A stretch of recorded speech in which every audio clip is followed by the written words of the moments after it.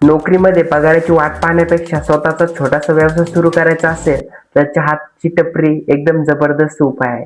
याचा पैसे किती लागतील, दिवसाला किती कमाई होईल आणि ग्राहक आपल्याकडे कायमचे जोडले जातील का? सुरुवातीला किती पैसे लागतील? चहाची टपरी सुरू करण्यासाठी सुरुवातीला मोठी गुंतवणूक करायची गरज नाही. टपरी किंवा छोटासा स्टॉल, गॅस, भांडी, चहाचा कच्चा माल, कप आणि इतर आवश्यक सामान यासाठी बजेट ठरवा. सुरुवातीला कमी खर्चात स्टार्टअप करा आणि व्यवसाय चालू झाल्यानंतर हळूहळू विस्तार करा. जगात सर्वात महत्वाची जागा सर्वात महत्वाची. चहाची टपरी कुठे आहे यावर व्यवसायाची कमाई मोठ्या प्रमाणात अवलंबून असते. College, office, market, bus stand, office किंवा जास्त लोकांची ये-जा असेल तिथे तुम्ही शोधू शकता लोकेशन. पण जागा घेताना स्थानिक नियम, परवानगी आणि भाड्याच्या अटी अटी जे असतील ते हे करून, आणि फक्त चहा विकू नका. चहासोबत बिस्किट, बन, मस्का, पोहे, वडापाव, मिसळ किंवा इतर लोकप्रिय जे असतील ते.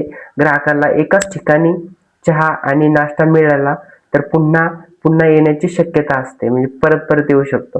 चहाची क्वालिटी कायम ठेवा, क्वालिटी एकदम चांगली ठेवा. ग्राहक एकदा आला आणि चहा आवडला तर तो पुन्हा येतो आवडल्यावर. आणि म्हणून चवीची चहा, स्वच्छ आणि सर्व्हिस सातत्य ठेवलं तर ग्राहकाला आपलंसं बनवा, म्हणजे आपला आहे ग्राहक असं बनवा. ग्राहकाला ओळखून लागला, त्याच्याशी चांगलं बोलायला लागला आणि त्याला चांगली सर्व्हिस दिली तर तो टपरी फक्त चहाची टपरी राहत नाही, तर त्या परिसरातील लोकप्रिय आपली जागा बनून जाते. आणि मार्केटिंग कशी करायची? दुसरी गोष्ट मार्केटिंगचा आजकालच्या छोट्या व्यवसायासाठी सोशल मीडिया खूप उपयोगी आहे. इंस्टाग्राम आणि फेसबुक, आता यूट्यूब तुमच्यासाठी टपरीचे व्हिडिओ बनवा आणि आजचा स्पेशल चहा आणि आजचा नाश्ता आजच स्टार्टअप करा. आणि कशी वाटली तुम्हाला छोटीशी माझ्याकडून माहिती जी चहाच्या टपरीची होती.